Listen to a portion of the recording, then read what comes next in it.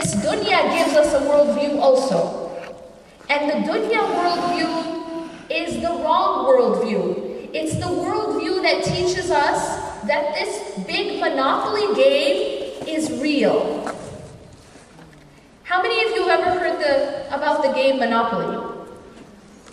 Everyone has heard of this game and maybe played it at one point in their life. When you look at this example of the game of Monopoly, Monopoly is a game where the object is to make as much monopoly money as possible and to own as much property as possible. And in fact, the goal is to knock out the competition, right? That's why it's called Monopoly. You want to take a monopoly, you want to have a monopoly on the ownership. You know what is just like Monopoly? Dunya.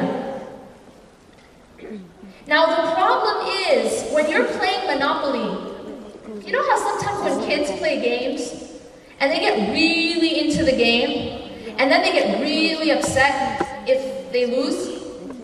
They lose money, or they go to jail in Monopoly, or somebody takes their property or something, they get really upset.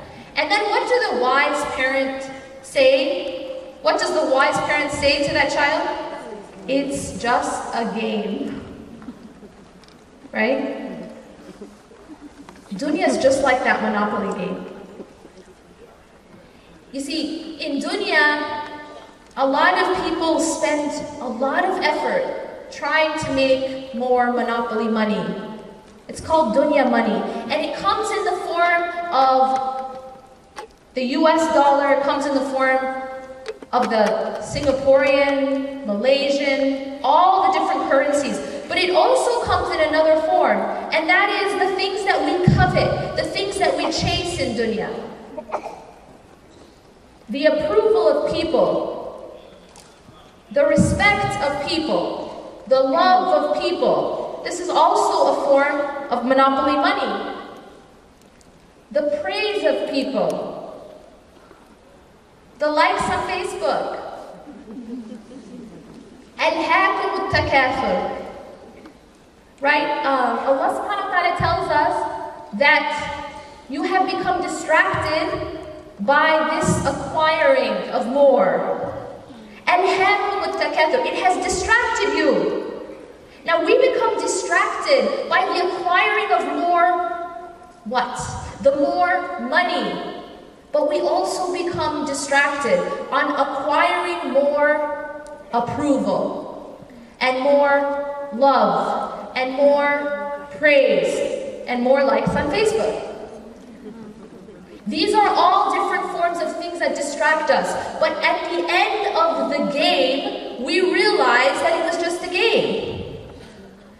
See, for every single one of us, this game, this Monopoly Dunya game, it will come to an end. We just don't know when. And when it comes to an end, a person who was rich in Monopoly, a person who got all of this praise and all of this approval and all of this power and all of this money, but then what can they do with it once the game is over? When we return to Allah subhanahu wa ta'ala, and now we want to buy something with our Monopoly money. It's like, you know, you take the money and you go and you want to buy a house. The house is worth $1 million. And you go to the builder, you go to the owner, and you hand them your big pile of Monopoly money, and you say, here. And what's the owner going to say, or the builder going to say? They're going to throw it back in your face and say, this is worthless. Allah subhanahu wa ta'ala tells us, on the tongue of Ibrahim alayhi salam, وَلَا تُخْزِنِي يَوْمَ يُبْعَثُونَ. And do not disgrace me on the day when they're all brought back. يَوْمَ لَا يَنْفَعُ مَالٌ وَلَا بَنُونَ إِلَّا مَنْ أَتَى اللَّهَ بِقَلْبٍ سَلِيمٍ. The day when no wealth or children will help anybody. These things that we chase, right? The money and the power and the approval of people and the love of people and the praise of people and the status, all of those things. يَوْمَ لَا يَنْفَعُ مَالٌ وَلَا بَنُونَ. The day when all of that is not going to benefit anyone. يَوْمَ لَا يَنْفَعُ مَالٌ وَلَا بَنُونَ إِلَّا مَنْ أَتَى اللَّهَ بِقَلْبٍ سَلِيمٍ. Except for the one who comes back to Allah with a heart that is salim, with a heart that is sound, a heart that is healthy. Allah is giving us the formula of how to be successful, ultimately successful, because it doesn't matter how you do in the Monopoly game. It's not going to matter. What's going to matter is what is your state when the game is over and now you're in real life. When this life is over and we stand in front of Allah, some of us are going to be rich and some of us are going to be bankrupt. Who are the people who are bankrupt? Well, the Prophet ﷺ, he told us one of the definitions of the one who is bankrupt. He asked his companions, who is the poor person? Who is the bankrupt person? And his companions said, the one who doesn't have money. You know, thinking in that way. In the Monopoly game rules, right? The person who's poor is the one who doesn't have Monopoly money. So they answered and said, the one who doesn't have money. And he said, no. The bankrupt person, the poor person on the Day of Judgment is the one who has come to Allah and they have prayed and they have fasted and they have done these obligations, but they have abused people, they have insulted people, they have slandered people, they have backbited people, they have hurt people, until all of those people that they have hurt continue to take their good deeds until they're left with nothing. That's bankruptcy. And then when they finish all their good deeds, now they have to take those people's bad deeds upon themselves. This is the bankrupt person, because true bankruptcy and true richness has nothing to do with the monopoly money. How do we see through this game though, you know? It's hard sometimes. The Quran becomes a healing for the hearts, a healing for the society, a healing for our psychological challenges, because it gives us a completely different worldview. It tells us that, see, all of this isn't really real. All of this is just the matrix.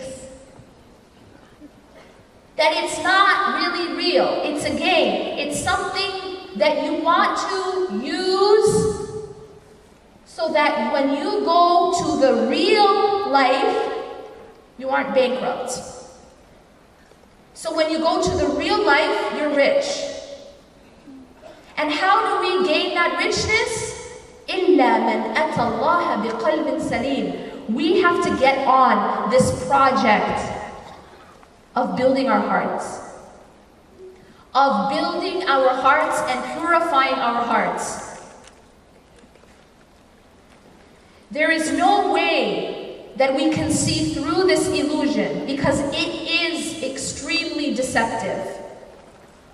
It is so hard to not get attached to these things that are passing away. It is so hard to see through the illusion of the matrix, see the illusion of dunya. It's very hard.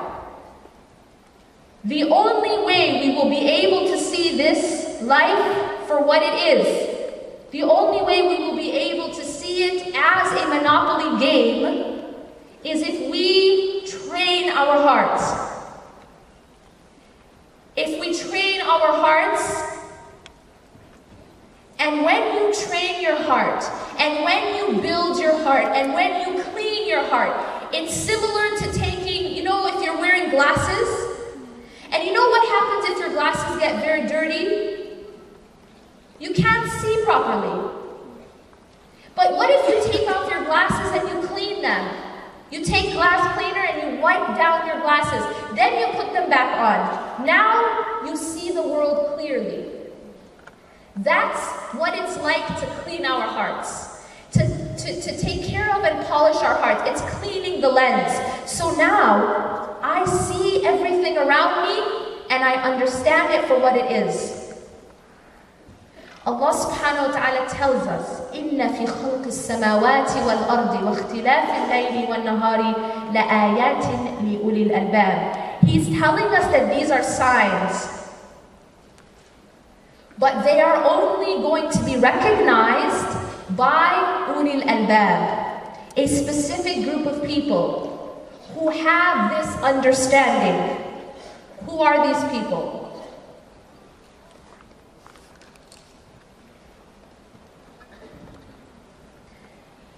إن في خلق السماوات والأرض واختلاف الليل والنهار لآيات لأولي الألباب الذين يذكرون الله قياما وقعودا وعلى جنوبهم ويتفكرون في خلق السماوات والأرض ربنا ما خلقت هذا باطلا سبحانك فقنا عذاب النار.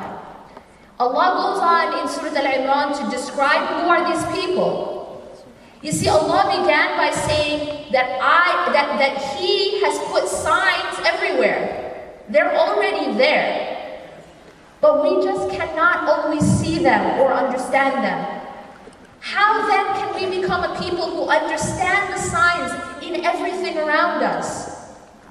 We need to be among